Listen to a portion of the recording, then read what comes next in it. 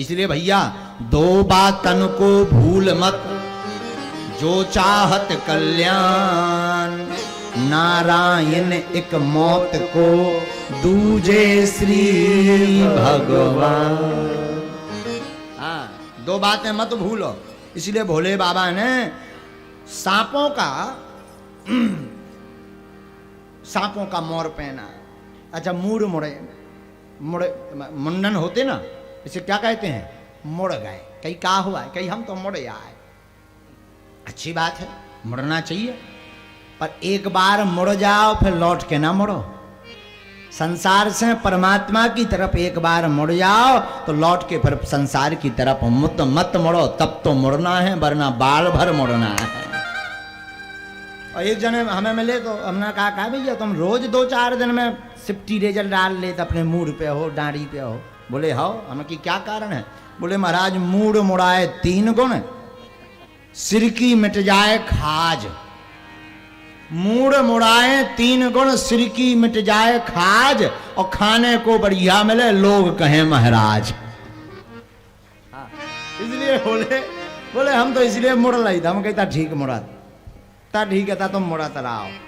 लेकिन जो है बाबा नागों के मोर को बनाते, फिर जटा मुकुटे अही मोर। ध्यान से सुनना, अच्छी कथा है। कुंडल कंकन पहिरे प्याला, कुंडल कंकन भोले बाबा ने कुंडल पहने। कुंडल और कंकन क्यों पहने? क्योंकि इनमें पैर नहीं होते। लेकिन कुंडल और कंकन सोने चांदी के नहीं पहने। हाथ में हरीरो सांप दो ही तरफ बांध लो, और लाल लाल सांप है सो गोला बना के सो होगा कंकन। और कान में बिच्छू पहन लाए, और बिच्छुअन के ऊपर से अच्छे पतरे पतरे सांप गांठ बांध के लटका लाए, एक साइज के।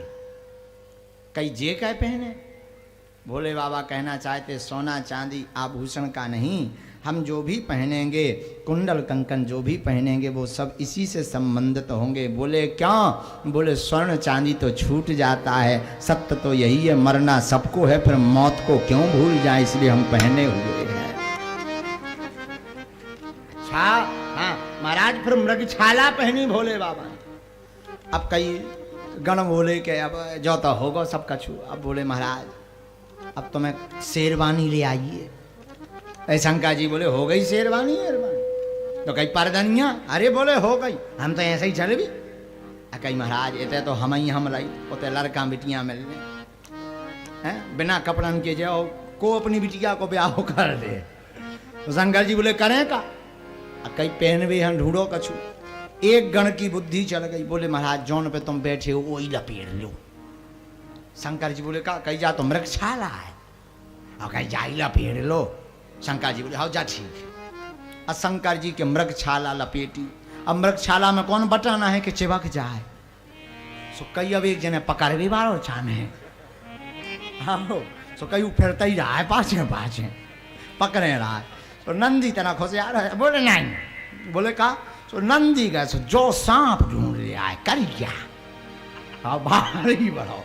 कई कहा सो मृग छाला के ऊपर से सांप बांध दो, और नंदी पहुंचो सांप लो। बोले ए भैया ते भरना खिसक ये ब्याह भर। सांप बोलो काय?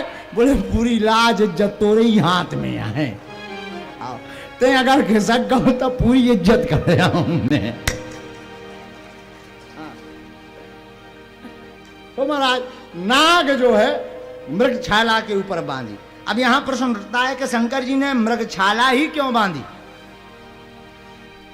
मृग छाला है सिंह की, और सिंह जब गरजता है वन में तो पूरे जीव जंतु कांप जाते हैं।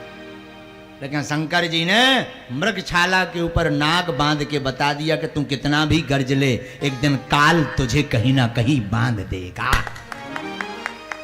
हाँ, तू कितना भी गरज ले, एक ना एक दिन काल, नाग है काल, काल तुझे बांध लेगा। समय के पहिए से कोई आगे नहीं चल पाया।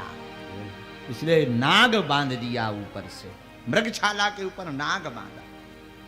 अब कई दूल्हा में और तो सब होगा, एक जने बोले इनको फेसियल नहीं भावा, फेसियल हो कई हाँ फेसियल भी हो। शंकर जी बोले भैया झोंका है।